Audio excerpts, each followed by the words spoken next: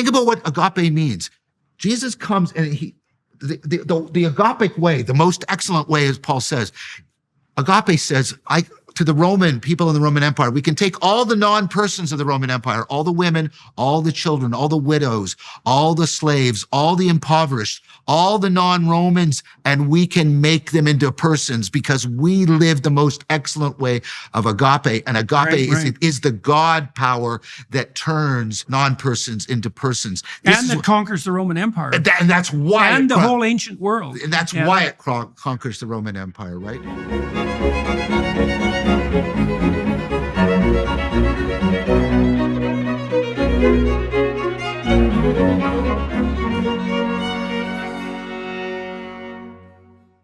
Hello, everybody.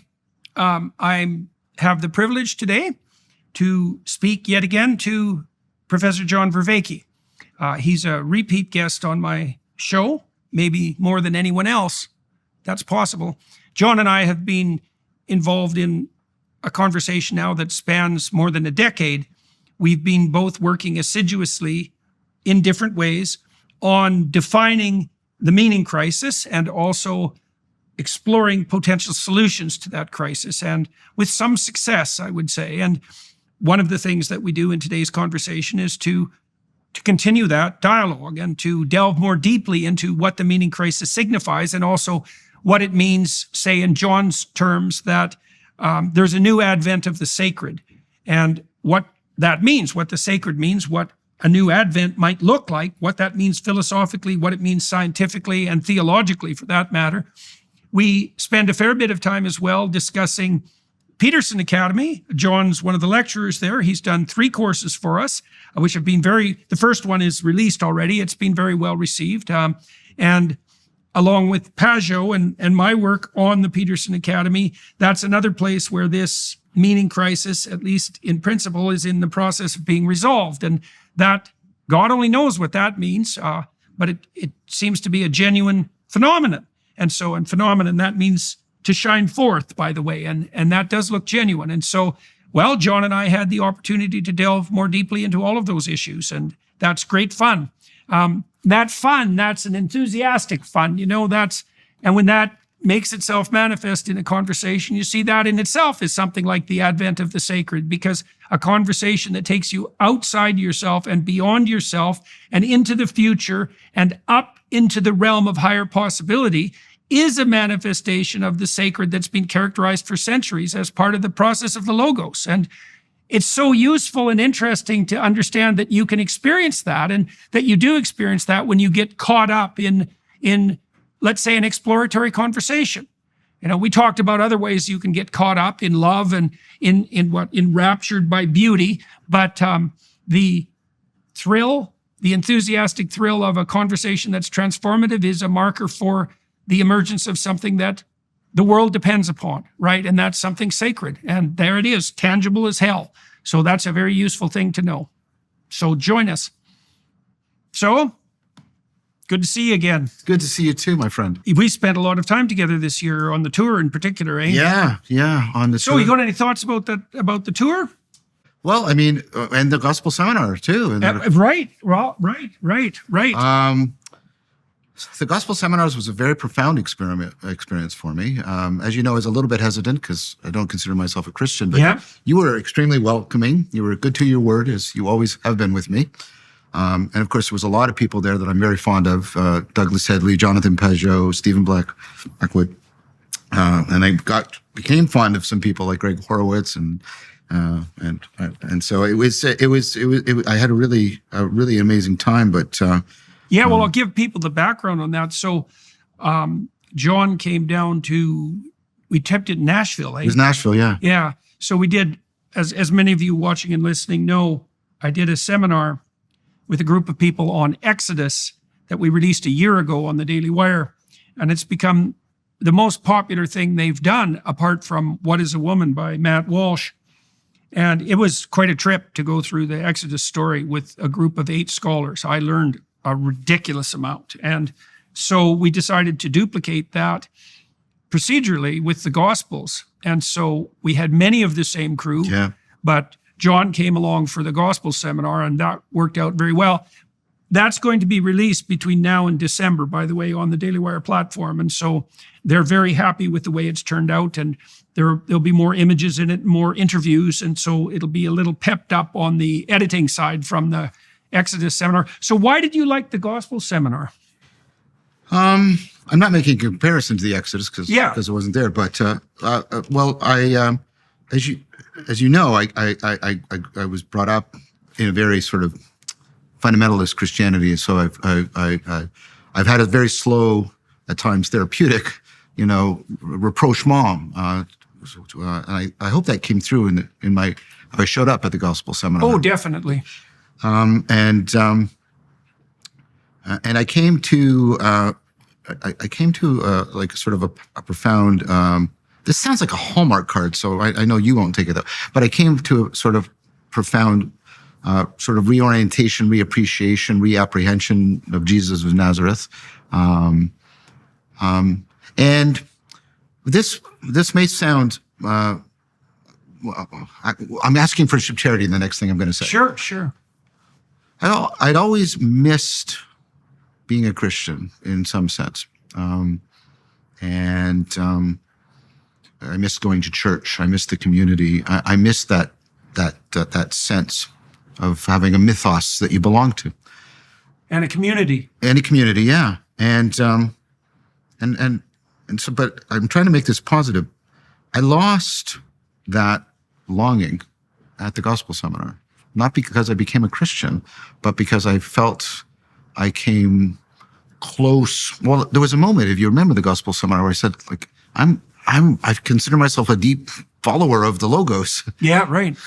And that became, and that wasn't just a statement for me. And because of the people that were there and the way they received it, I felt, I don't want to get too overly egocentric, but that was a very healing moment for me. Well, it's a remarkable thing to realize. I had a discussion with Elon Musk recently, and he had a very cataclysmic existential crisis around 13 or 14. And, Musk has a world-class intellect, so it's not surprising that it happened to him early. And it had something to do with the conflict between the scientific view of the world, the hypothetical conflict between the scientific view of the world and the religious view. And it took him a number of years to resolve that. And I think essentially the way he resolved that was by realizing his identity with the Logos. Now, that's not exactly how he put it, but then he didn't have the benefit of the gospel seminar, for example. But what he discovered was that he could find intrinsic meaning in life by pursuing the path of the exploration of truth, right? And I don't think there is any real difference between the Logos and the pursuit of truth. Mm-hmm. Now, what that means theologically, well, you could unpack that for millennia, because human beings have been unpacking it for millennia. But it is perfectly reasonable, and I think in keeping with your work, to point out that investigation into truth itself, is a form of truth. Jean Piaget said that, is that if we're going to understand knowledge, what we really want to understand is not the structure of knowledge, but the process by which knowledge builds and is regenerated, yes. Right? And so Piaget figured that out. And to follow that deep commitment to the truth and that continual exploration is identification with the Logos. And that certainly characterizes your work. And it's good to put that back into context. I mean, I've been struck too by the fact that, the Greeks, I released a series of documentaries on the Daily Wire as well. The last one of 4 is coming out this week, I believe. Jerusalem, Athens, and Rome, 2 in Jerusalem. And one of the things that's remarkable about the conjunction of Greece and Jerusalem is the Greeks posited the existence of a Logos that was embedded essentially in the material and corporeal world, that there was an intrinsic logic to things, that the world itself was comprehensible and that comprehending the world was good.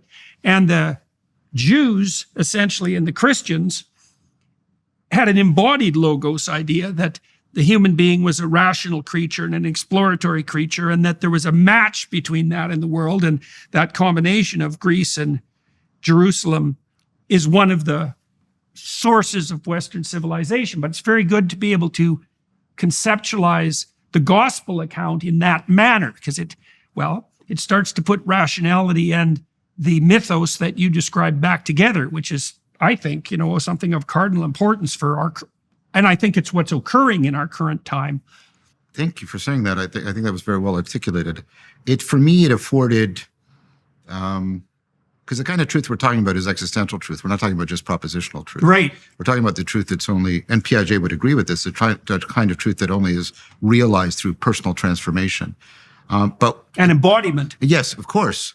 And it was, so Jesus of Nazareth and Socrates could properly dwell together within me. Right. That's kind of a classic, that's a classic Western view as well. I mean, even Dante put the Greek philosophers in the uppermost echelons of hell, right? I mean, which was a compliment in a fundamental way. Justin Martyr said that Socrates was a Christian before Christ. Right. And that was part of that juxtaposition of Greece and Jerusalem, right? Yeah. Because it was evident that the same spirit was trying to make itself manifest in two different ways. You have two different notions of the logos that are complementary, right? The Greek notion is this notion of gathering things together so they belong together, so they're intelligible. Yeah. And then you have the Hebrew notion of the logos as the way in which, like the way in which language and thought create and make and speak into existence. Of course, we do it in a very limited fashion, and then the idea is there's some sort of ultimate aspect of it, and then they're brought together.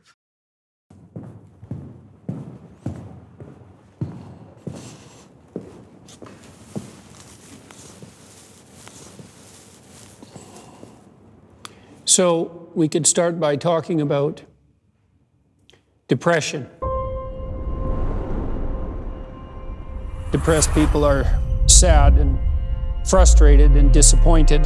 They tend to feel all negative emotions simultaneously in a manner that's paralyzing. Depression is fundamentally a biochemical disorder. One of the things I tried to determine as a good behaviorist was whether the person who was suffering because they were ill in the strictly physiological sense, or whether they were suffering from the cumulative micro and macro catastrophes of life. The probability that tossing an antidepressant into the mix is all of a sudden going to fix your life that are absolutely catastrophically out of order is zero. The more unstable your life is, the less serotonin your brain produces, and that makes you hypersensitive to negative emotion and suppresses positive emotion. You take the problem, I'm suffering, and then you think, well, why are you suffering? It's exposure therapy. And then you can practice encountering the obstacles that are stopping you, and it'll make you braver, and it'll help you deal with your problems. Voluntary confrontation with the forces of darkness and chaos is the fundamental story of life. Well, one of the things that I wrote about, I have a new book coming out in November, and I actually drew somewhat heavily on Richard Dawkins for parts of the book. We Who Wrestle With God. We Who Wrestle With God. I've read it, of course. Right, of course. And we're on the tour with me. Yeah. And so Dawkins makes a strong case and repeats it again in his newest book, which is just out, that an organism, any biological organism, has to be a microcosm of its environment, has to be a model. So it has to reflect the environment at every level, right? From the molecular all the way up. Friston says the same thing. Right. Friston says you don't have a model, you are a model. Right. And that's exactly what I guess Dawkins would say both. Yeah. You have a model, or you are a model and you have a model. And that would be particularly true for people. And well, the fact that you're a model and that you have a model, so that's the interior logos that might be more associated with, say, Judeo-Christian thought, but it has to match the external logos of the world, because otherwise it has no connection point. But that also begs a question, which is one of the questions I raise in this book, is that if Dawkins is correct in that supposition that an organism has to be a microcosm of its environment, and human beings are embodied personalities at the highest level of their organization, then how can it be otherwise than that the human being as a personality is a reflection of the essence of the cosmos, let's say. Or pretentious, but well, not pretentious. I mean, it could be taken as pretentious, or you could reframe it as, there are potentialities in reality that are only actualized in our personhood, right? And they reflect, and without us, access to those principles in reality would not be available. Well, that seems to be akin to something like emergence. Well, right? I mean, yeah, very much. You can think about us as random, like as the consequence of random processes, which I think is a fairly absurd way of looking at the evolutionary process. But you can also look at us as manifestations of the potential that was inherent in the material substrate right from the beginning of time, right? And we know that these potentials exist because, well, hydrogen and oxygen join to make water, and so on up the chain of complexity. And what that seems to indicate to me is that there's an unrealized potential, even in the simplest of material forms, that contains within it, well, whatever possibility is. It's very difficult to define, but that it isn't that possibility makes itself manifest in an entirely random manner. It reflects something like an implicate order in those lower order material properties properties. So you're turning in, and this is a great joy for me, you're turning into a Neoplatonist, because I mean, you have emergence up, right? But emergence up has to be constrained. There has to be an ordering to those possibilities because of the possibility. This is a point even made by Whitehead much later. Yeah, it'd be just chaotic. Right. So you have emergence up, and if you had emergence up without constraint down, the top level would just be an epiphenomena. But the top level, as a level, has to constrain what's going.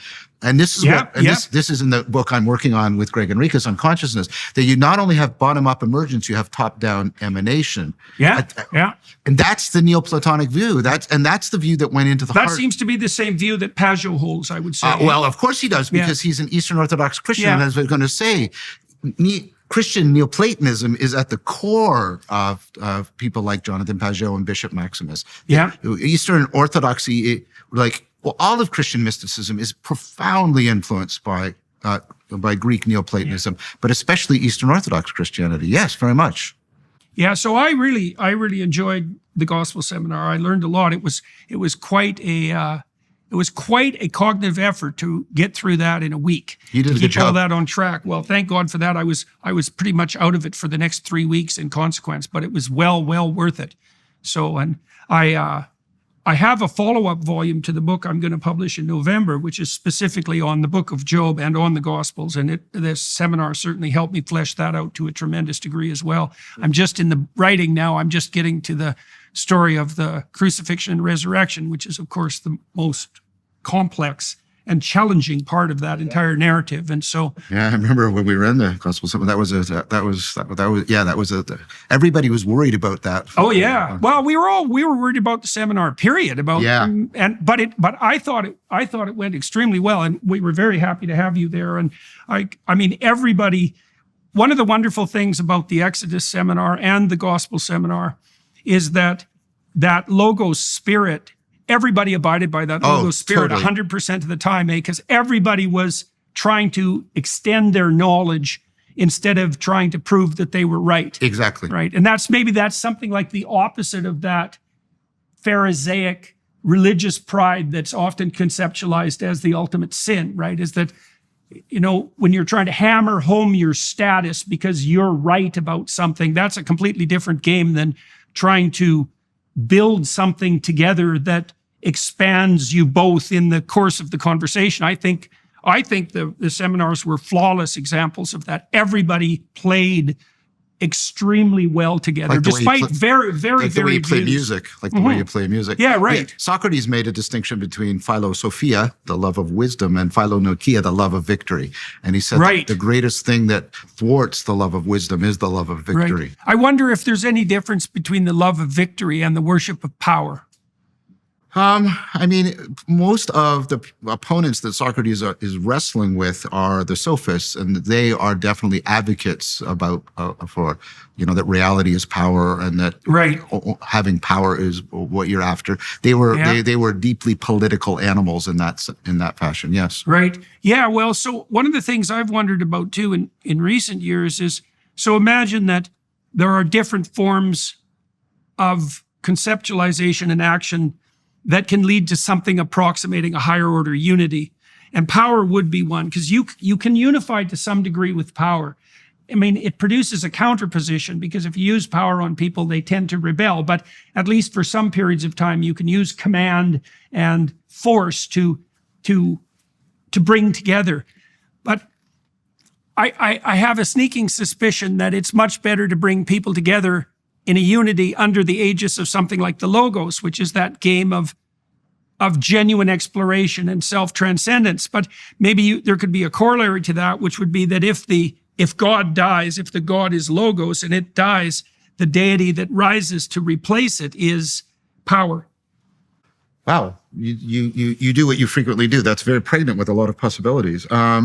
I mean, first of all, that notion of dialogos by means of a logos, and then I think that's something we practice, like we should practice and do a lot of work about trying to help afford people being able to practice that as an explicit practice. So I think that's a very valuable thing to say. I think power. I think power is one of our senses of realness. I think, and we need it. You talk about this. You talk about the fact that we don't want to be overwhelmed by anomaly. We need to have some power. We need to be able to, our skills have to get a purchase on the world, right? So yeah, I'm thinking not so much power. That's more of a Nietzschean notion of power, I would say, a functional. I'm thinking more of compulsion, right? Like that I can force you to abide by the dictates of my. This is better than power, with power as force, not power so much as that ability mark of reality. Yeah, exactly. Okay, so let's move to there, because what's really interesting is this, and talked about this in the course on the Peterson Academy, the primacy of beauty. You got this really interesting thing, because, right, you want to. Like, you want reason to be compelling, but voluntarily. Yeah, right. Right. The voluntarism is a crucial element. Right. But you don't want it to just be arbitrary. Like, no. Reason compels me. We say things like that, and we don't think the person's insane. We go, oh, I get what you mean. That's a really good argument. And this goes towards Frankfurt's notion of, well, reason is voluntary necessity, but then there's another thing that seems to be voluntary necessity, which is what his book is about, Reasons for Love. Love is a voluntary necessity. It seems like you're compelled, but yet it seems to be totally what you want to be doing. Yeah. And then if you think about what love picks up on. That might be something like the concordance between calling and psyche. Well, let me pick up on that, because think about what love is often. This is a Platonic argument. Love is often a response to beauty, and beauty has that same thing. It's kind of like it calls you. It's this voluntary necessity. You're struck by beauty. You're compelled, but you don't feel forced. Right? And so you've got this interlocking between reason and love and beauty. Yeah. Which I wonder if that's something like. Going online without ExpressVPN is like leaving your keys in the car when you run into the gas station. Most of the time, you're probably fine. But what if you come back to see someone driving off with your car? In today's digital age, your online privacy isn't just a luxury, it's a necessity. Every time you connect to an unencrypted network in a cafe, hotel, or airport, you're essentially broadcasting your personal information to anyone tech-savvy enough to intercept it. And trust me, it doesn't take a genius hacker to do this. With some cheap hardware, even a precocious 12-year-old could potentially access your passwords, bank logins, and credit card details. Now you might think, what's the big deal? Who'd want my data anyway? Well, on the dark web, your personal information could fetch up to $1,000. That's right, there's a whole underground economy built on stolen identities. This is where ExpressVPN comes in. It's like a fortress for your digital life, creating an encrypted tunnel between your device and the internet. Their encryption is so robust that it would take a hacker with a supercomputer over 1 billion years to crack it. But don't let its power fool you. ExpressVPN is incredibly user-friendly. With just one click, you're protected across all your devices. Phones, laptops, tablets, you name it. That's why I use ExpressVPN whenever I'm traveling or working from a coffee shop. It gives me peace of mind knowing that my research, communications, and personal data are shielded from prying eyes. Secure your online data today by visiting expressvpn.com/Jordan. That's expressvpn.com/Jordan, and you can get an extra 3 months free. expressvpn.com/Jordan. See, you object to someone's arbitrary imposition of compulsion over you because this is one way of looking at it, is they're forcing you to perceive and communicate and to act in a manner that isn't in keeping with the structure of your values, right? So it strikes you as counterproductive with regards to your own aims, let's say, and that produces a sense of disharmony and rebellion. It could be that the reason that beauty and love can be compelling without being powerful in that compulsion way is that they speak to something like an emergent harmony of value that's part and parcel, you might say, of the soul. So beauty could compel you forward in part because it might be that if you integrated your values properly, you would be naturally oriented in consequence of the makeup of your soul towards those things that beauty and love are pointing to. Right. And let's not remember, beauty and love are also overlapping with reason. And you need reason because you have to care about the right things to reason well. And yes, you have to care about the right things, which implies that there are right things to care about. And so notice what you're doing. And that goes back to the microcosm, macrocosm, is that moment where the principle, the grammar of my cognition and the grammar of reality are calling to each other. Yeah. They could interpenetrate. That's right. And, I can't give you an argument to prove that that's the case because every argument presupposes that in some sense, the grammar of reason and the grammar of reality must have some deep harmony. And the same thing with love and the same thing with beauty. Right? And these are profound ways in which... I think faith is actually the willingness to posit the reality of that truth in the absence of final proof. Okay, let's talk about that because I think that's really important because there's different notions of faith. And what I hear you saying, I might be wrong. Yeah. What I hear you saying is faith is a recognition of the power in the good sense that we're talking about here, the power of these primordial presuppositions that are central for participating in the logos, participating in the true, the good, and the beautiful. And that's a different notion of faith than the assertion of belief without evidence. Yes, very, very much so. Well, and this is something that we concentrated quite a bit on in the gospel seminar because, this is actually a problem that I have with the classic, what would you say? The standard Christian community. Well, now, because the Christians are all annoyed at me because I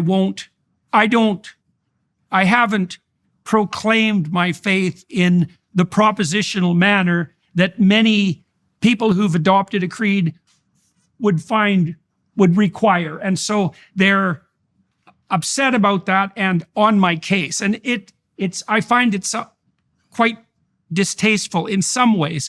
There's an invitational element, but there's a compulsion element. And the compulsion element is, first of all, the insistence that the faith that's necessary to define something like Christianity is actually propositional. Now, it should be the case that your propositional content is in alignment with your existential commitments. But for me, the fundamental move of faith is an existential move. And the danger in the propositional, this is the Pharisaic danger as far as I'm concerned, is that you substitute the propositional for the existential. Totally. Well, and this goes, I talk about the four kinds of knowing, the propositional, the procedural, right, the perspectival, and the participatory. Think about the two levels you've gone from being a model to perhaps having a representation of it and then trying to capture that model in a set of propositions. You're now two steps removed from the actual knowing that is you being the microcosmic model of the macrocosm. That's participatory knowing. That's the knowing that makes all the other knowings possible. And you can't. Would that be understanding? No, I think all the kinds of knowing have their own. I think understanding is a way of grasping the significance of what you know, and this isn't my idea. This is sort of pretty much almost consensus view in the philosophy of science, because you're trying to distinguish between when science is generating knowledge versus when science is generating understanding. Because science will often say things that are false in order to generate understanding. Here's the atom. It looks like a solar system. Well, no, it doesn't. Right. Not at all, right? Right. Here's how gas works. Here's the ideal gas law. Well, there's no such ideal situations in reality, right? Catherine Elgin writes about this in True Enough.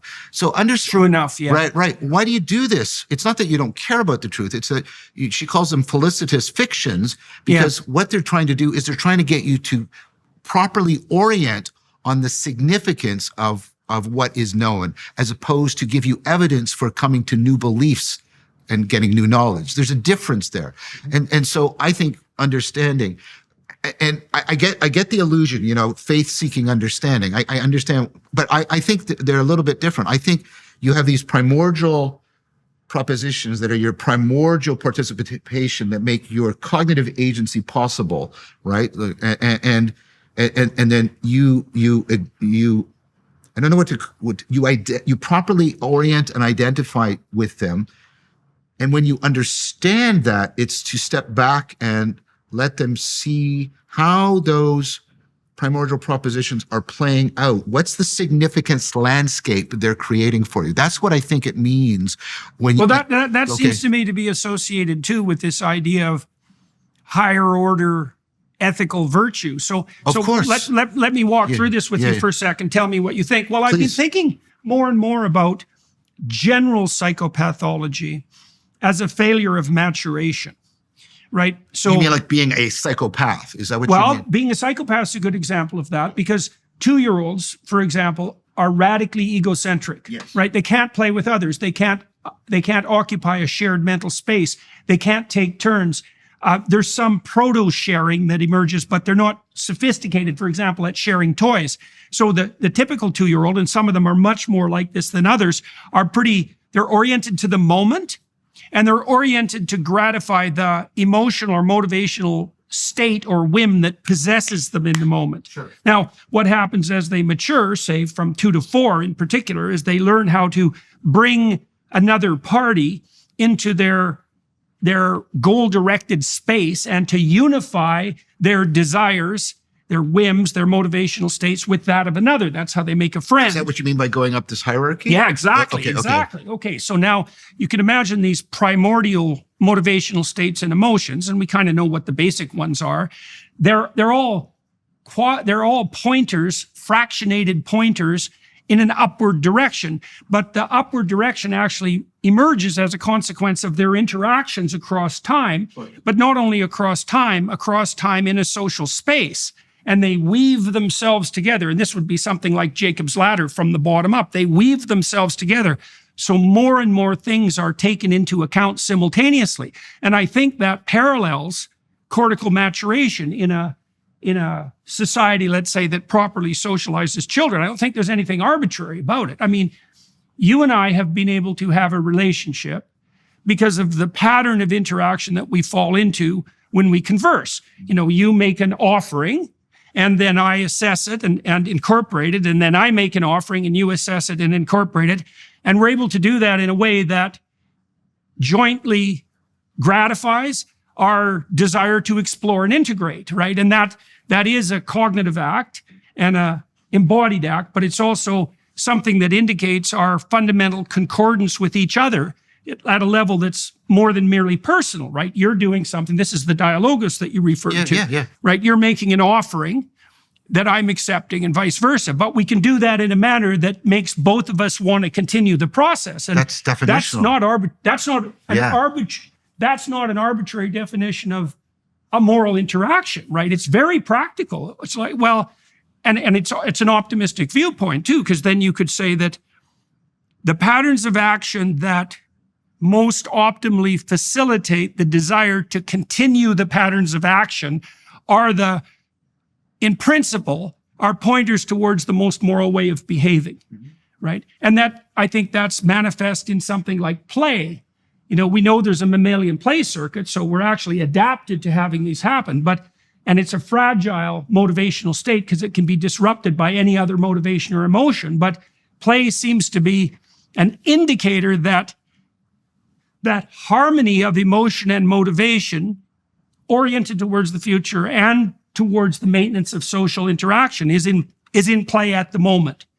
And I don't think that this seems to me to be a very powerful argument against something like moral relativism. It's like, no, there are a very finite number of ways that you can pattern your dialogos, let's say, so that both parties involved want to stay involved in it over radically long spaces of time, and not just time, let's say, also different domains of inquiry. And that's there's nothing about that isn't highly constrained and orderly.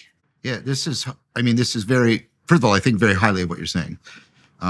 It's convergent with a lot of things that I also think highly of. I mean, this is Habermas's proposal of universal pragmatics, that there is in the very act of communication, and he doesn't mean simply information exchange. He means in the very act of dialogos, which I agree with him, is necessary for a properly functioning society, let alone a properly functioning democracy.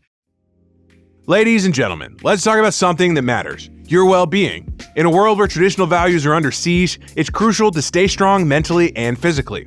Enter Responsible Man, a Daily Wire Ventures company that understands what it means to be a pillar of strength in these challenging times. They've created the Emerson multivitamin not for the faint of heart, but for men who shoulder their responsibilities with pride. The Emerson multivitamin contains 33 key ingredients that work in harmony to fortify your immune system, sharpen your mental acuity, and maintain the strength of your heart and muscles. It's not just a vitamin, it's fuel for the culture battles that we face every single day. And here's something to make you stand just a little taller. Every Emerson multivitamin is proudly made in the US of A, no compromises, no shortcuts, just pure American craftsmanship. And now listeners of this show have an exclusive opportunity to invest in their health and values simultaneously. Take advantage of Responsible Man's fall sale. Visit responsibleman.com and use code Jordan to get 30% off your order, plus an additional $9 off your first order. But hurry, because this deal won't last long. Remember, a resilient society needs resilient men. Start your journey to better health and a stronger America with Responsible Man vitamins. That's responsibleman.com, code Jordan for 30% off, plus an additional $9 off your first order. Responsible Man, because true strength comes from within. That there are pragmatic, in the linguistic sense of pragmatic, there are pragmatic constraints that are there that are constitutively necessary in order for the dialogos that is person-making and culture-making and society-making to be present, and there are universal principles. Now, the products, like a conversation, there are universal principles. That doesn't mean the products are universal. Right. No, the process. The process is like... Well, and you added another layer to that, which is relevant with regards to emergence, because, you could say, well, we have to conduct ourselves in a certain manner, like all the participants did, let's say, at the gospel seminar, in order for everyone to want to continue the process in the highest possible manner. But then you could also say that works for you psychologically because it's compelling and interesting, and it works for both of us practically because we learn. But then as you expand the size of the group that process is operating in, you start to see a concordance between the operation of that dialogos and the possibility of sophisticated, complex societies emerging that aren't predicated on power. And I think that's why we have, for example, in the United States, we have the First Amendment. It's because it's a recognition that something like you have the right to engagement in the dialogos, not merely because it's a right, let's say, because you're made in the image of God, or it's a right because the state grants it. It's actually a right because it's a necessary precondition for the maintenance of the society as such. And that's not arbitrary. It's like it works for you. It works for the people you're immediately communicating with, but it also works to stabilize society across long spans of time and to make it grow. And so you can't dispense with that without bringing the whole hierarchy. I want to add to it. Yeah. So, and this goes to work I've done with Dan Chappie and a whole bunch of other people. When you get dialogical systems, what you get the possibility of you get the possibility of distributed cognition. The way the internet is distributed computation and releases powers that know where is the internet, right? And notice the problems we can solve with the internet that we couldn't solve with individual computers.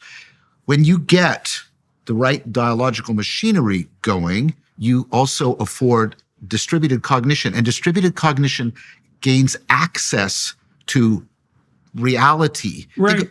and can That's solve basically problems. the argument of the Austrian School of Economics, right? With regards and to I've had some very distributed systems. I've had some very good discussions with Robert Breedlove around that, about exactly that. And Dan Giappia and we did a thing about how the NASA scientists do this. They create these dialogical narrative practices in order to coordinate distributed cognition to move the rovers around on Mars. Right. I remember you saying that.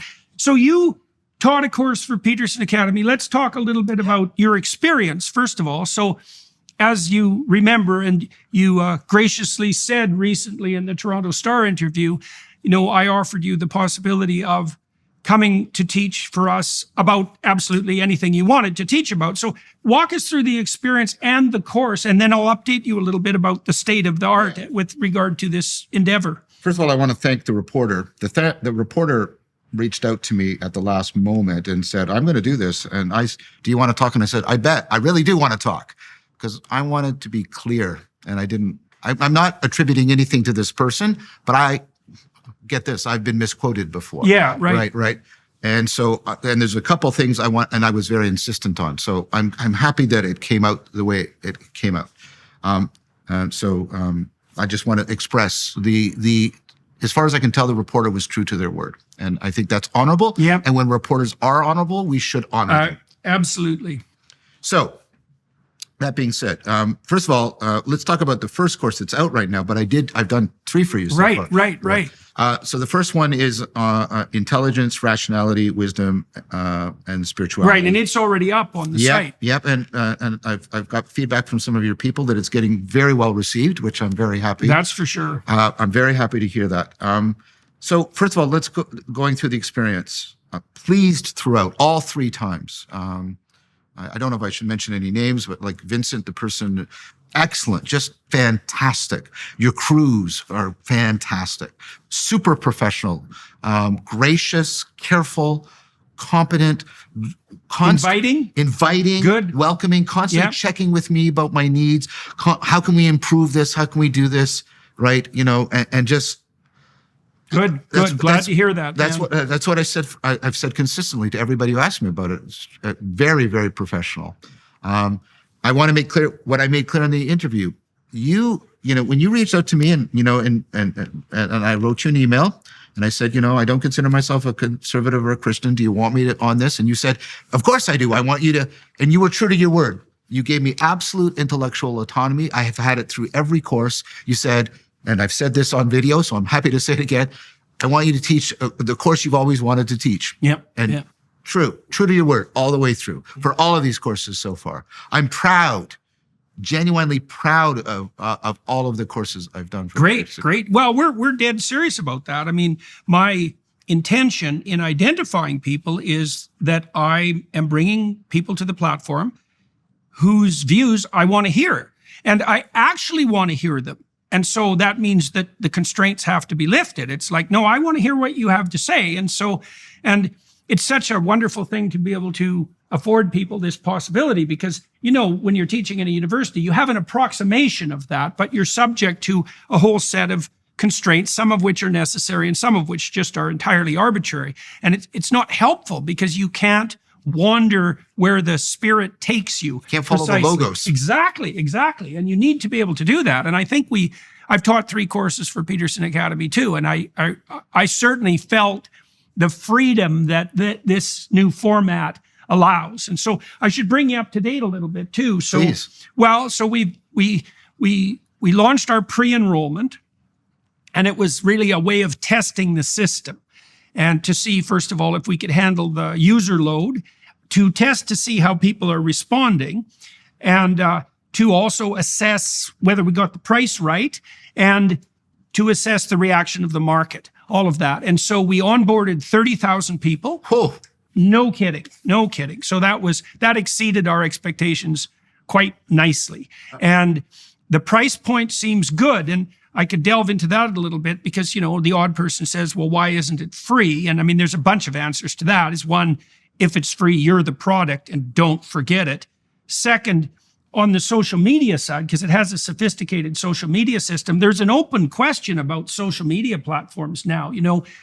If they're free, they're instantly invaded by bad actors, right? Yeah. Because your attention isn't free. Yeah, and so yeah. it's very valuable. And so you get hordes of trolls, you get hordes of bots, you get like bad corporate actors. The whole thing can deteriorate. And what we are seeing and what we hoped for was that a relatively stringent price point, so it's about $40 a month, and a relatively stringent price point eradicates 95% of the bad actors. That, yeah. Right, so that's cool. That's worth something, because you have to ask yourself, if you're going to use a social media network, how much is it worth on an ongoing daily basis? Like, is it worth $1 a day? Because that's approximately, or $1.25, that's what we're talking about. Is it worth that not to be chronically annoyed by the pathology of the system? And I would say it's worth something for that to be the case. So, and people are pleased with the price. The indications we've had so far is that people would have paid more and still been happy. So I think we probably undershot the market limit, but I'm fine with that. That's perfectly fine. And now we've raised enough capital because we have enough students to start doing the AI language translations. And so we should be able to translate all of the courses into God only knows how many languages eventually. And that technology is really coming along quite nicely. And we're going to branch out so that we'll have representatives in, well, to begin with, all the major countries in the world. And hopefully we can bring the advantages of elite higher education to anyone who wants it. And I think we actually have a crack at doing that. So it's quite... And our system worked. It didn't. There were some bugs, and people were quite patient while we worked through them. And the team worked very hard to rectify them as soon as possible. But yeah, I was your first course recorded, so yeah. Right, right. Well, congratulations on that too. So that's a good thing. So yeah, I'm very excited about it, and we're working. We have jurisdictions that are interested in working with us towards accreditation, so we're happy about that. But we've also found that probably 75% of the people on the platform aren't interested in credit per se. They're not even necessarily interested in taking the quizzes that are available. Fundamentally, they're there because they want to learn. Lots of them, for example, are older people. I wouldn't say that's the majority, but lots of people wanted to go to university and couldn't. And so we can provide them with an extremely high quality university experience. And I suspected that would be the case. So that's gratifying as well. Yeah. So the full launch is September 9th. Right. And that's when you'll get your access and when you'll be able to start interacting with students on the social media platform and on your course site as well. Okay. So that should be, hopefully, I've spent a fair bit of time on the social media platform so far, and it's a very positive place, so that's very good. And it has all the features of standard social media system. So I'm also kind of hoping that, for academically oriented people, maybe it'll be a replacement for the other social media networks. That'd be nice. Who knows, eh? Because a lot of those are quite toxic. Very, very. I use Twitter a lot, and I learn a lot from Twitter, but my God, it's a snake pit. It's a terrible snake pit. I use it as minimally as I can. Yeah, well, I can understand that. I find it's useful for me to do things like identify podcast guests, because I can kind of see who's of the moment and not only of the moment, and so it's worth wading through a fair bit of narcissistic toxicity to find the odd gem, and it's a pretty good way of keeping abreast with the dynamic shifts of the political environment. How much that's useful is a different matter, but because I run this podcast, that's something I have to be on top of that, sure. In order to stay conversant with the current. Well, part of what you do in a podcast is it speaks about the moment. And so you got to have a sense of what that moment is, for better or for worse. And so, yeah, at least that's what I tell myself when I'm on Twitter. But this might be and we're also hoping it'll work well for people to establish social networks, because at least you'll know that the people on the platform are interested in ideas, let's say. It'll be a great place for open people to meet, for example. Attention men who still believe in the American dream. In a world gone mad, the Precision 5 from Jeremy's Razor stands as a beacon of sanity. 5 blades of superior engineering offer a shave as unshakable as your faith that the nation's best days still lie ahead. Experience an exceptionally smooth, remarkably close shave and a testament to the fact that merit still matters. Stop giving your money to woke corporations that hate you. Get Jeremy's Razors Precision 5 instead. Available now at jeremy'srazors.com, walmart.com, and Amazon Prime. The students who were in all 3 courses, I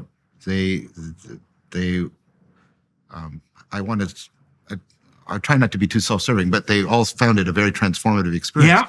But they did that. They started really bonding with each other because there was a shared journey and there was a shared set of ideas. There was a shared discourse space. Yeah. Very much. Yeah, well, soon people will have course-centered chat rooms. And we're hoping that if we start to grow to a large enough size, that people will start to spontaneously organize. Well, you can imagine meetups where people get together to watch a lecture and to discuss it. There's no reason to outsource a fair bit of the classroom organization, let's say, to the students themselves. And we're also, with an eye to the future, starting to think things through, like, well, one possibility that we've been investigating are cruises, specialized cruises, because, well, cruises, all things considered, especially compared to the cost of say a private university education, cruises aren't that expensive. They're actually quite remarkably inexpensive. I saw a retired couple, for example, who booked 51 cruises back to back because it was far cheaper than staying in an old folks home. And the service is a lot better, let's say. So, we're going to curate meetings for students. So another thing we've been thinking about doing is having, a series of conventions, maybe a couple of times a year in major population centers, where we could bring, say, 10 professors together and maybe 5,000 students and do a weekend of, nothing but learning and also exciting. Yeah. And I just can't see why, with some social events at night, it seems to me highly likely that this is possible. And I also have a sneaking suspicion that because of the rise of AI and the fact that increasingly much of what we see on the net won't be real, that the premium for in-person experiences is going to increase. Yeah, I think you can see that now with, the tour we were on, for example. Exactly. Yeah, what did you think of the tour? What was that like how many days did you spend with me? And was it 3 or 4? I can't remember. I think it was 4. Yeah, I think it was 4. Yeah. I had a really good time, and I enjoyed our dinners. You and I got to reconnect on a more personal level, which I deeply appreciated. I thought that it was like touring with a rock star. I've told people I enjoy touring with a rock star. I don't want to be the rock star. That's you can have that.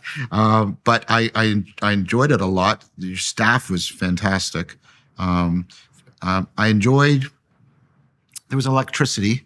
Some places more than others. And then you and I having. It was really powerful in the way we were talking about earlier. After you gave a talk and that electricity was there, and to sit with you and talk afterwards, or even before you were gracious. You would have let me to sort of talk a little bit about who I was before I introduced you, and feeling even that a little bit there. And a lot of people, especially the last one, because in the last one I didn't go back. I actually booked in a hotel right across from the convention center, and a lot of people were there from the event, and I got to talk to a lot of them, and there was a lot of them that, of course, they were expressing appreciation for you, but a lot of them were expressing a lot of appreciation for me and my work, and that was very, very, very, very encouraging. So there was a lot about it I enjoyed. Like I said, it was really good to have you there to, to provide a informed overview of what I had presented, because I'm presenting things that are spontaneous. And so it's very good and for the audience as well, to have that reflected and then criticized in the proper critical sense. Because the proper critical sense is separation of the wheat from the chaff, not derogation of everything as chaff, right? And so it's very, very helpful for people to see that modeled, but also to have it happen. And so I thought we did a good job at that. Yeah, I think so. Oh yeah. Well, it was fun. We'll do it again. Yeah, it worked out real well. It was good too, because I had you and Constantine Kissin and Jonathan Pageau along, and I've also traveled with Douglas Murray and Rex Murphy. And so all of that's all been extremely good to have that second party in there, third party in there to interrogate, right? And to make a different kind of connection with the audience. And if you'll allow me, you, behind the curtain, off camera, you treat your people very well. And that impressed me throughout. You've risen to quite a bit of influence and notoriety, and people have been twisted by that in certain ways. And I was very impressed by how gracious you were with your staff, with your people, how kind you were. You know, well, part of that, there's kind of a, what would you say? I think that's an important thing to note. It's an important thing to watch for when you're evaluating people. That's what I was doing. Oh, yeah. No, I understand that. And it is a real marker for that. You know, like I've traveled with lots of people, and you learn very rapidly who kisses up and kicks down, which is not a testament to the integrity of their personality. But it's also a management style in a way, because we're very selective about who we hire, but also who we keep. And so there isn't anybody around at Peterson Academy or on my tour who isn't doing a stellar and necessary job. And I also understand that, you know, like it's a very it's a very fast-paced enterprise to run a tour like that. And many things can go wrong, especially if you're trying to sustain it across multiple years. Like it's a very unlikely endeavor. And so everybody who is involved, they're given it 100%. And I'm very grateful for that. And they make my life a lot more straightforward, and my wife's life as well. I saw you delegating. Yeah. Without question. And that's a marker too. That I look for that in people. I look for, can they delegate authority? Can they trust people to run with things? And you were basically, to my mind, you were managing things from sort of 30,000 feet above. Yeah. You're giving sort of general orientation. Oh, I want that. Then you'd have specific things here and there. But other than that, people would say, we need to do this, or we need to come here. And you go, okay. And you were just like, well, the other advantage, I mean, there's a bunch of advantages to that as a managerial style. I mean, the first advantage is, for me, it frees me up to concentrate on only what's necessary. So when I thought through, well, what's necessary for the tour to work and to continue? Well, it's necessary that Tammy comes along with me and that she has a role and that works. Okay, so that has to be set up, and it is. Then it's necessary for me to get there. Like no matter what, right? I have to be there like an hour ahead, period. And then I have to do a good job. And that's really the three things. And so everything else has been farmed out to other people. You know, the hotel logistics, the flights, the meals, all of the scheduling of my days, other people take care of that. And then if they do that fully, then I'm very happy about that. And they have something that's really crucial to do and can take pride in their work and are committed to it. And if they can't do that, well, then we figure that out very quickly and say, look, this isn't working. And it's just, I learned this even more intensely on the tour than when I was supervising graduate students. There's more play in the system with graduate students. It's easier in a way to not be quite as cut and dried with your decision making, even though that's not a good idea. But on tour, it's like there's no room for mistakes because it's too fast paced. You can't mistreat any member of the audience. Anybody who ever does that is like, no, you can't do that. That's once. Do it again, you're gone. Because I know this, for example, all the people who come to these talks, they want to be there. And in a way, they've opened themselves up, right? Because it's a hopeful enterprise. And hope is a dangerous emotion because it can be dashed. Yeah. And so they come there and they're excited, and maybe they meet me. And if I'm polite and welcoming, and so are my staff, then they walk away even enhanced in their hope and their trust. If there's a mistake there, and they get the cold shoulder or anybody's rude, they will never forget that. Never. And they will tell everyone. And you don't have to do that. It's a very small number of people that you do that to before an enterprise like the one we're discussing craters. Yeah. Like it's way faster than you think, because a disaffected person can tell 1,000 people and quite effectively. And so if you have 100 of them, that's not so good. You make it sound, as it is, rational, but there are many athletes and celebrities who have not learned this lesson. Yeah. Well, the other thing you realize too, I think, is that, first of all, one thing I'm acutely aware of is that I could be out in public and people could be throwing rocks at me. Like it could have easily gone that way. And so, and I've had a taste of that more than now and then. And the fact that that isn't happening all the time, that's something to really remember. And in fact, I have the opposite of that pretty much wherever I go.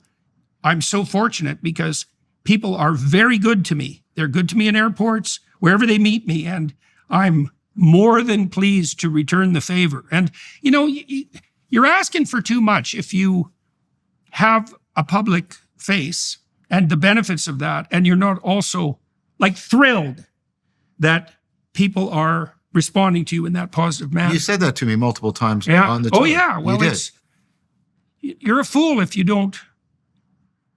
not continually appreciative of that.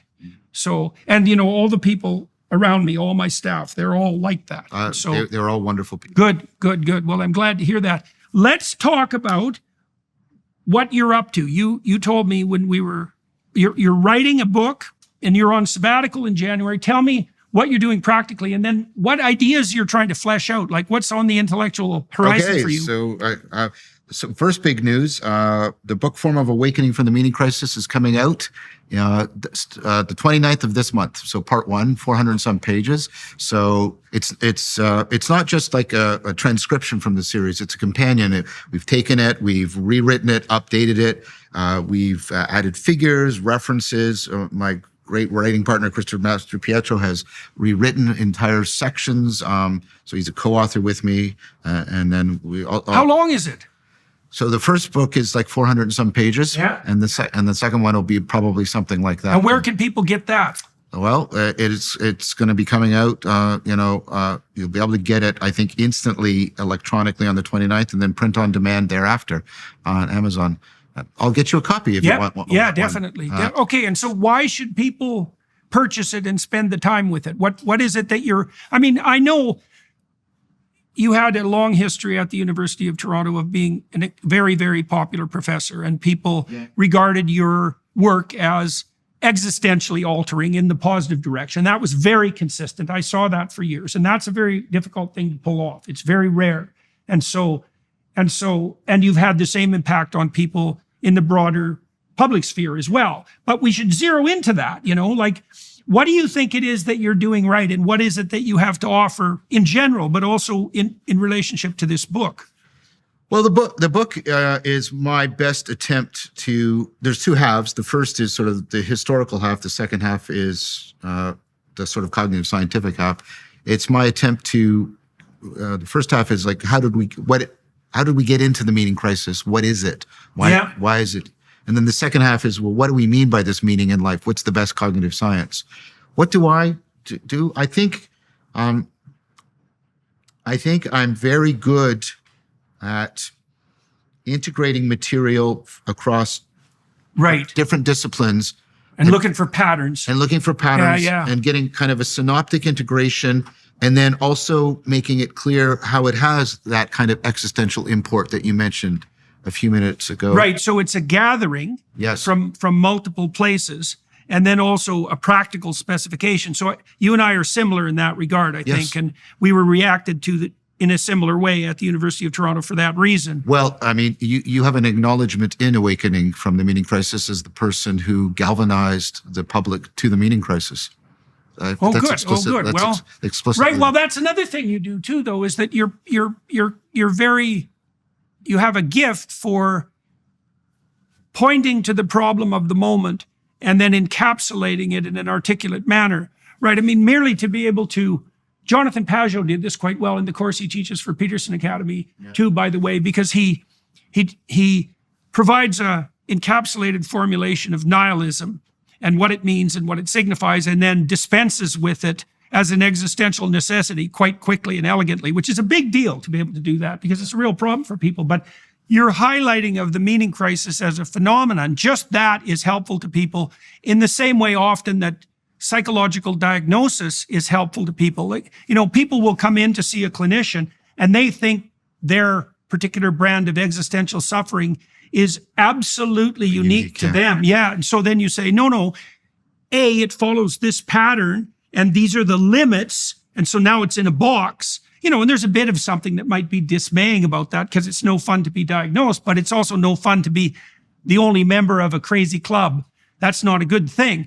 But then you also want to ally that to a pathway forward. And, for you to be able to conceptualize the meaning crisis as an existential situation and then also not say or imply that that's hopeless. And that's the problem I have with approaches like the selfish gene or the more rationalistic atheist movement. It's like, well, no wonder you have a meaning crisis because things are meaningless. I think the fact that there is a meaning crisis is actually evident that things aren't meaningless. I agree. Because it's not a neutral state. It's a very negative state. And the more thoughtful atheists, like Alex O'Connor that we've talked to, are responding to that fact that you just stated, because I think it is a fact. I mean, the most consistent feedback I get from my students who watch it online, comments, or my friends and colleagues like Jonathan Pajot or Paul Vanderklay, is I gave people a conceptual vocabulary, a theoretical grammar. They were able to take stuff that was inchoate and speak it and understand it and share it and communicate it and then connect it to psychological ideas and theory and philosophical ideas and ways of life and see why ancient figures like Socrates might actually be really relevant right now. Right. That's another huge advantage, is that you're taking these ancient thinkers and you're pointing out how they conceptualized and what they knew is actually of great practical utility in the moment.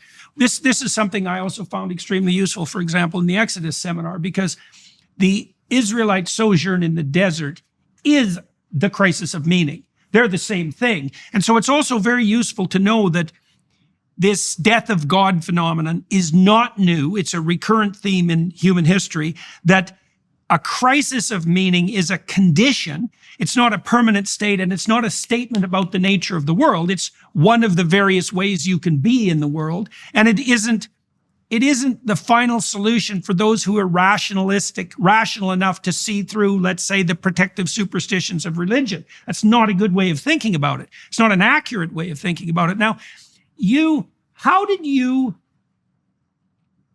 I presume, and I know to some degree, that your concern with the meaning crisis is reflected in your personal experience. And so I'm kind of curious about how that made itself manifest in your life, but also how it was that you came to understand that there was a pathway forward and how you're communicating that. So, as I said, I was brought up in not only in a nuclear family, but an extended family with a very fundamentalist kind of Christianity. And only, I would now say, I wouldn't have said it then, but retrospectively looking back after therapy, by the way, I did extended Jungian therapy, that it was quite traumatic. I think some of the most horrific experiences of my life were around that. I belonged to a version of it that had a notion of the rapture. And I came home once when I was 10 and there was nobody home. And that was a very rare event. First time it had occurred to me, I'd come home from school. And I was convinced that everybody had been raptured. I had been left behind because I was clearly a sinner, condemned to the Antichrist and to hell. And for a 10-year-old, you can imagine how horrible that is. Or I remember when I was reading the Bible, I came across the passages that talk about the unforgivable sin. Right. And I was just riven with anxiety. And my mother, trying to help me, took me to the pastor of a church, and he gave me the most platitudinous, useless. And even as a 12-year-old, I was able to recognize, you're useless. So I was a fan of science fiction because I was always intrigued by speculative thought from very early on. And I read a book by Roger Zelazny called Lord of Light that introduced me to Buddhism and Hinduism and the power of myth. And it opened me up, and I rejected Christianity. And I became that person you were criticizing earlier, the very antagonistic atheist materialist. Yeah, well, that's a very standard pattern of reaction, and it's. I mean, I've seen that in the atheist community. I mean, there's two things that make someone a committed atheist, as far as I can tell. Speaking generally, one is the rational problem that you described. You know, the inability to reconcile the claims of any given mythos with say the scientific viewpoint, or even with the nihilistic or hedonistic viewpoint. That's one thing, but that's not enough. It's very frequently the case that people who turn in the atheist direction are traumatized by bad religious actors of one form or another, right? The Pharisaic type. Oh, yeah. Well, you know, Christ himself was killed by the religious hypocrites, essentially. We talked about this a lot in the gospel. Yeah, well, it's a cardinal part of the story. It's so interesting to see this. Is the worst harm, obviously, in a sense, the worst harm is done by people who harness the best possible ideas to the worst possible end. I was very grateful that Dennis was there, because Dennis and Greg were both continually holding us back from an easy anti-Semitism that could come. Yeah, right. That's another danger, of course, or a casual antithesis to any other creed, because you see that within denominations as well. Right, it's not a good answer. And yeah, it was very illuminating to me to think more deeply through the significance of the Pharisees and the scribes and the lawyers. You know, the lawyers are those in the gospel story, are those who use the law as a weapon. And boy, there's plenty of them running about at the moment. The scribes are basically academics who use their intellect as a destructive force, like the postmodernists. And then the Pharisees are the religious hypocrites, and they're the enemies of the logos. Right. And yes, obviously. D.C. Schindler, my friend D.C. Schindler, talks about misology, the hatred of the logos. It's a good word. Right. So anyways, right. I left, and I went through a profound personal meaning crisis, deep nihilism. How long? For how long? For about 3 or 4 years. How old were you when that happened? Sort of 15 to like 18. Right. Well, it's interesting too, and I would say significant, that you turned to science fiction. That definitely happened to Elon Musk too, and it happens to a lot of smart, rational people who lose their religious connection. And I think it's because the science fiction contains the emergence of a new mythos, well, right? Especially the new wave that I was reading, people like Roger Zelazny. I mean, Lord of Light is about a planet where people have sort of mutated themselves and done sort of hyper technology, and they've assumed the roles of the Hindu pantheon. And so Hinduism, and so this is one of Zelazny's themes about the relationship between myth and science and philosophy and religion. And so I was deeply, interested in all of this. And then I got to university. Heinlein does the same thing with Stranger in a Strange Land, right? And it's so interesting because Musk named his AI Grok after Valentine Smith, right? And that's not accidental. You can see that mythos re-entering the engineering sphere in the guise of science fiction. It's not a triviality. So you got turned on to philosophical and theological ideas. I took an intro to philosophy course, and we read The Republic, and I met Socrates. And what did that do? Well, see, the thing about my upbringing is it had left a taste in my mouth for the transcendence, missing a sage, if I can put it that way. And then I met this figure of Socrates who made the logos come alive and gave me a new way of understanding rationality, and made me a way of understanding spirituality and transcendence in a way that was consonant with my burgeoning interest in science and reason. And that... Right, so that was a defragmentation process. Profound. Profound. That's why I will not follow any religion, any pseudo religious ideology, any political vision that says you must abandon your loyalty to Socrates. That's not going to happen for me. And so what was it specifically about Socrates that attracted you, do you think? Well, there was a lot originally, I thought, but see, Socrates talked about that himself. He talked about how he seduced people into philosophy, right? Because at first it was, oh, look, he wins all the arguments. Yeah, Right. right. And that, when you're a first year student and you're coming out of high school in the meaning crisis, right? That's very appealing because then you can, but then you realize the people he's defeating are the sophists, are the people who are after the Philonikeia, not philosophia. And then you realize that he criticizes himself as much as and you get drawn into this and you get caught up in this process of self-correcting and self-transcending and doing it with other people dialogically, getting caught up in, Jesus talks about. That's, is there something about the essence of higher order meaning that is either analogous to or identical with self-correction? I think that's the axial revolution. The axial revolution, right, when people like Siddhartha or people like Socrates, is the recognition that our meaning-making machinery is actually also simultaneously the source of a lot of our suffering, and that simultaneously empowers us but challenges us because think about the Dhammapada. The mind is the beginning of everything, and the greatest ally you can have is your mind, but the greatest enemy you can have is your mind, right? And so you get this tremendous. Yeah, because questioning improves, but it also destroys. Right, exactly. And so you need a figure that is like Socrates. He's open to following the logos. Wisdom begins in wonder, but there's tremendous courage. He demonstrates it unto death. He demonstrates it unto death. Yeah. This is tremendously encouraging for me. And so I got caught up in this, and then I wanted to follow this, accept academic philosophy at the time after first year stops talking about wisdom and the love of wisdom. And you get into all of these arguments about meta ethics and meta, epistemology. And those are useful tools. They're useful for science. And so I kept going on for that reason. But this hunger was not being satisfied. So literally down the street from me, there was a Tai Chi meditation center. So I went there because I decided to give Eastern philosophy, because I'd been reading some Hermann Hesse, a chance. And I started practicing Tai Chi Chuan and practicing Vipassana and Metta. I was introduced to Lao Tse. I was introduced to Siddhartha. And so these things opened me up.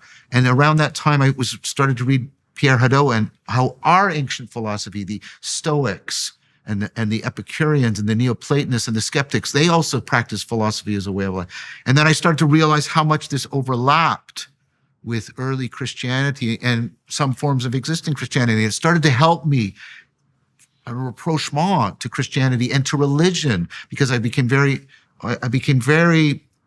Well, you've always struck me at your core as a religious thinker. That's partly because you're grappling with deep ideas, and that's the same thing. But you're right, and it's one of the things that distinguished you from, say, the other professors that were at the University of Toronto, but the professoriate in general. And I also think it accounts to some degree for your impact on students. I think that's true. My around this, the episode I did for Awakening to the Meaning Crisis on Agape, I had Christian ministers like Paul Vanderklay said, that was one of the best presentations of Agape. And then define that for everyone.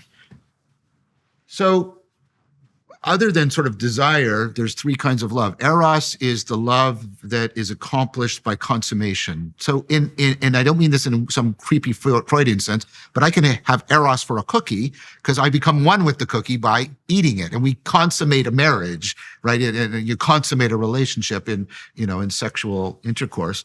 And then there's philia, and this is the love that is born out of reciprocity. This is friendship love. This is the love that emerges and affords dialogos. That's why it's philia sophia. It's the dialogical love of wisdom together.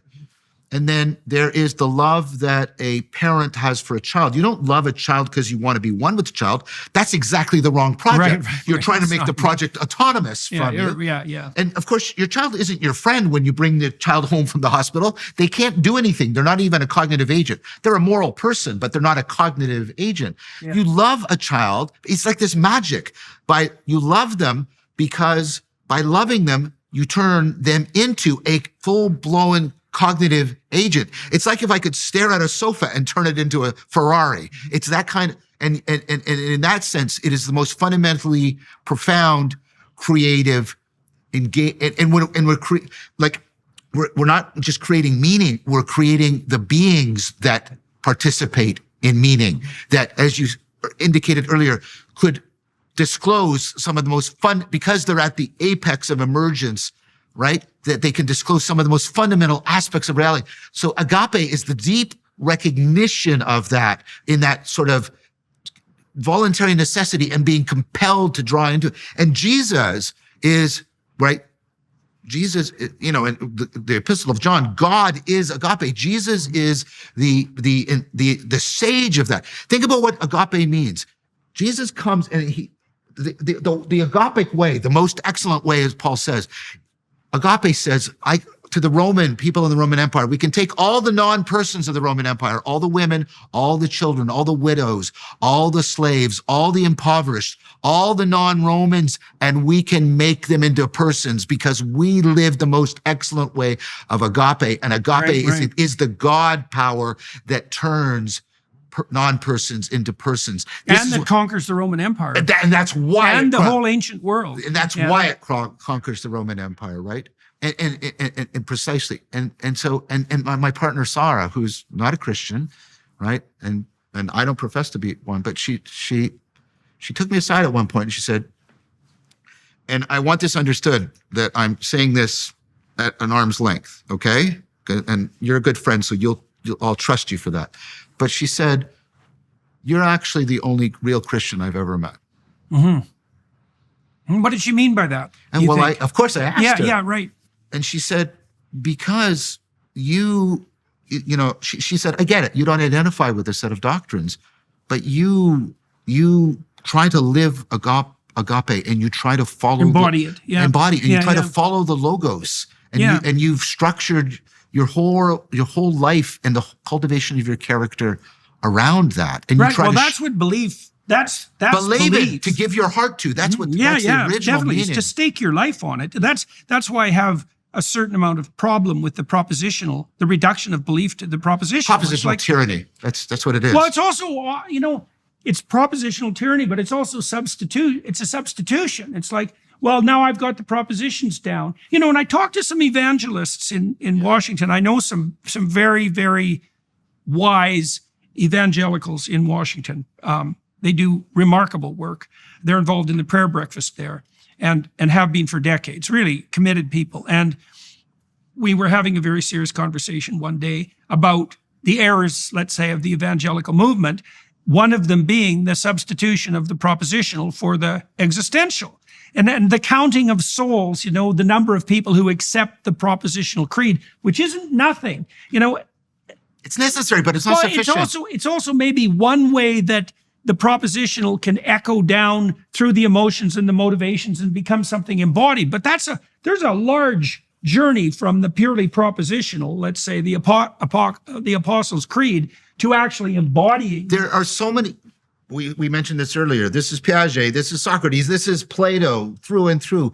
There are truths that are only disclosed to you after you go through fundamental transformation. And that is different from assenting to a proposition because you have been convinced of its truth. That it's a very different. See, this is the Cartesian problem. The Cartesian project is, here's a universal method that does not require you to undergo existential transformation. You just apply the universal method. It will give you access to all the universal propositional truths, and that's all we need.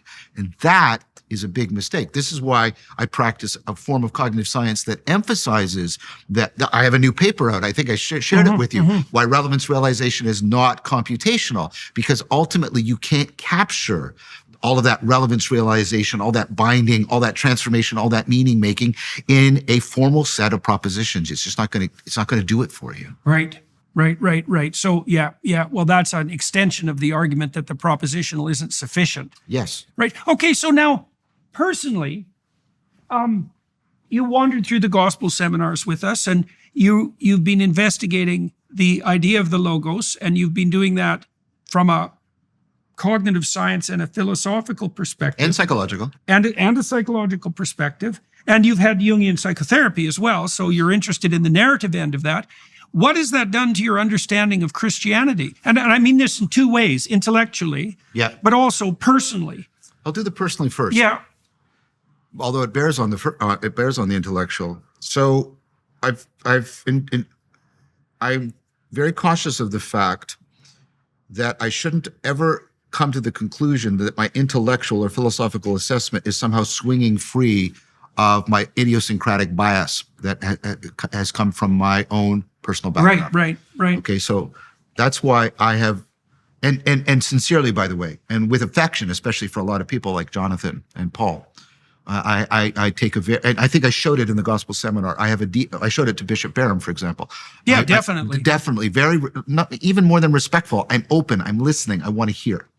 Right. So, but on the personal, like I said, what it did for me is it's almost like, Kierkegaard's thing. I realized I'm not going to ever return to Christendom, but maybe and I don't mean to be offensive to any Christians here. I'm trying to answer your question honestly. Yeah. But I've found a way to follow the logos towards agape and towards wisdom and towards ultimate reality. And I mean in a sacred sense that's, ultimately real, ultimately transformative, ultimately ontonormative, the most real and the most relevant, God, if you would. All of that, and that's what my new series is going to be about. That has become very powerful for me. So, well, I think what we'll do for everybody watching, listening, I think we'll continue this thread of conversation on the Daily Wire side because, and this is what we're going to discuss, and maybe this will be an enticement to you as well to join us there. Whatever you're doing is very similar to what Paul Vanderklay is trying to do. It's very similar to what Bishop Barron is trying to do. And Jonathan. Yeah, it's similar to what Ayaan Hirsi Ali and Neil Ferguson are doing. Yeah. So there's something emerging. And part of the reason I'm really excited about Peterson Academy, by the way, is because I think that we can, at least in part, make it a center of whatever this is. I'll tell you, Jordan, I came to the gospel seminar and I did the Peterson thing because and I talked about this with my crew. I have a sense that that's a place where the advent of the sacred can be occurring. Right. Well, that's the hope. And and so what I want to talk to you about on the Daily Wire side is I want to delve more into this idea that you just laid out in a way of a logos track that's parallel, because, and maybe we could do that by referring to the Grand Inquisitor in the Brothers Karamazov. As long as we put it with notes from underground, which I just taught for a course. I did a course on literature and the meaning crisis. And so you use notes. Yeah, well, good. Okay, we can pull that in too. That might be an interesting book to do a course on. That's one we could do together, that would be fun. I did a course on Moby Dick, Heart of Darkness, Notes from Underground, Death in Venice, and the Plague. One course. Oh, yeah, that's fun. All right, so everybody watching and listening, you can join us on the Daily Wire side, and that's where we're going to go to investigate whatever this new advent of the sacred, because I think that is what's happening. What we're going to delve more into what that means, especially with regards to its relationship to, let's say, institutionalized religion, because the advantage to institutionalized religion is that it does preserve the tradition. And you need that. Yeah, well, and something preserved can be static and even rotten to some degree, but that doesn't mean that this was the problem with Timothy Leary in some ways, right? Tune in, turn on, drop out. It's like, yeah, that's all well and good, and now you're a free spirit, but that's not something that's going to last through the ages. It's not going to socialize and structure people. So I use a biological metaphor that's also important in 4E Cog Sci, exaptation. The tongue has been exapted for speech. Many organisms have tongues, but they don't speak. Right? Or they don't speak. Evolution doesn't have to make things from scratch. Exactly. And I would say that part of what the advent of the sacred, because that's what it's done in the past, it calls us to exact the past. Not just repeat it, but okay, yes, take it, but repurpose it. Yeah. Draw out from it, induce from it. Okay, that's exactly what we'll talk about when we go onto the Daily Wire side. So to everybody watching and listening, thank you very much. What's the summation? Well, I would recommend, if you're interested in this sort of thing, Check out Peterson Academy. Check out John Vervaeke's courses. Check out Jonathan Pageau's courses.